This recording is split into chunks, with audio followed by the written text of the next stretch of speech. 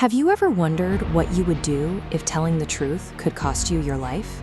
Imagine standing before someone with absolute power. You can stay quiet and live, or you can speak a truth they despise, knowing it will almost certainly be your last word. Around the year 689, an Irish missionary named Kilian found himself facing that exact choice. To understand his decision, we have to understand what it meant to be a missionary in the 7th century. It didn't mean taking a temporary trip. It meant packing what little you owned and willingly trading total safety for absolute, permanent uncertainty. Kilian's response to that danger shows how a single, localized act of faithful obedience, even one that ends in apparent disaster for the person making it, can permanently rewrite the history of an entire region. Look at these ancient stone walls and grave slabs. They are the remnants of early monastic life in Ireland. Back in the 7th century, while Europe faced intense political instability, Ireland was a highly secure, thriving engine of Christian education and biblical scholarship.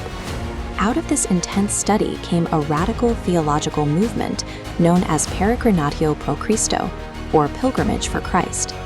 Monks believed that following Jesus meant embracing a voluntary, permanent exile from their homeland.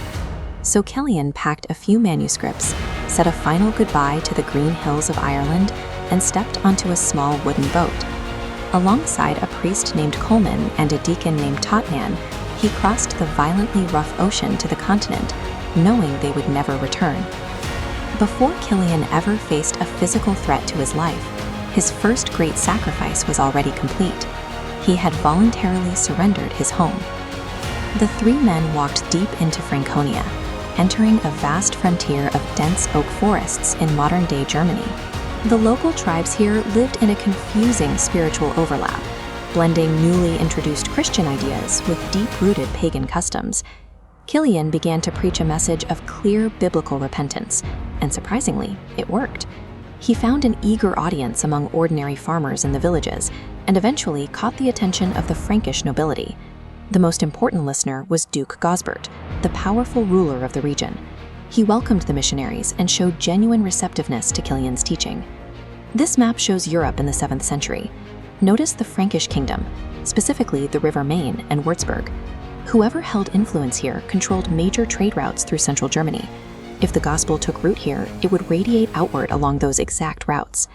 Kilian was simply seeking to save souls, but by operating in such a critical geographic hub, he was walking right into the volatile intersection of religious teaching and Merovingian political power. The collision happened over a specific moral issue. Duke Gozbert had married his brother's widow, a woman named Gailana. According to the scriptural standards Kilian taught, this marriage was unlawful. Kilian had to make his choice. He could easily ignore the marriage to keep his favored status at court. Instead, he approached the Duke directly, applying God's commands equally to the highest earthly authority in the land. The Duke seemed willing to listen and correct the situation, but Gailana realized that if her husband submitted to this missionary's teaching, she would immediately lose her elite political position. While Gozbert was away on a military campaign, Gailana took action. She sent her men to find Kilian, Colman, and Totnan in the night. Under the cover of darkness, the three missionaries were murdered. The assassins immediately launched a cover-up. They buried the bodies in secret, destroyed their personal belongings, and burned their books, trying to erase every trace that they had ever been there.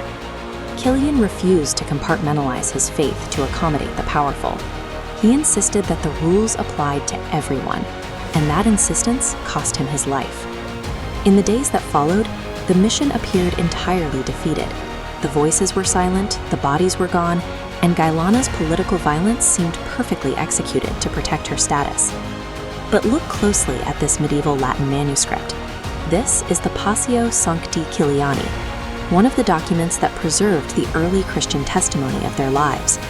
The cover-up failed because local believers remembered what happened and passed the story down. Over the next several decades, Christianity in Franconia didn't fade away, it grew steadily. The memory of the three men who died rather than compromise their message fueled the expansion of the faith. Jesus once taught that a grain of wheat must fall into the earth and die before it can bear fruit. Kilian's hidden death proved that lasting spiritual influence often demands a total, invisible sacrifice before any harvest is seen. By the year 742, just a few decades after the murders, the massive diocese of Würzburg was officially established. As you can see from this aerial view of the Würzburg Cathedral, the institutional church built itself directly upon the foundation Kilian laid. Today, this stone bridge and red church spire mark a city whose deep Christian identity is visible and enduring. It stands in sharp contrast to the humble, hidden night when 3 Irishmen were buried in secret. Secular history usually measures a successful life by immediate victories and survival. Saint Kilian's story offers a different metric entirely.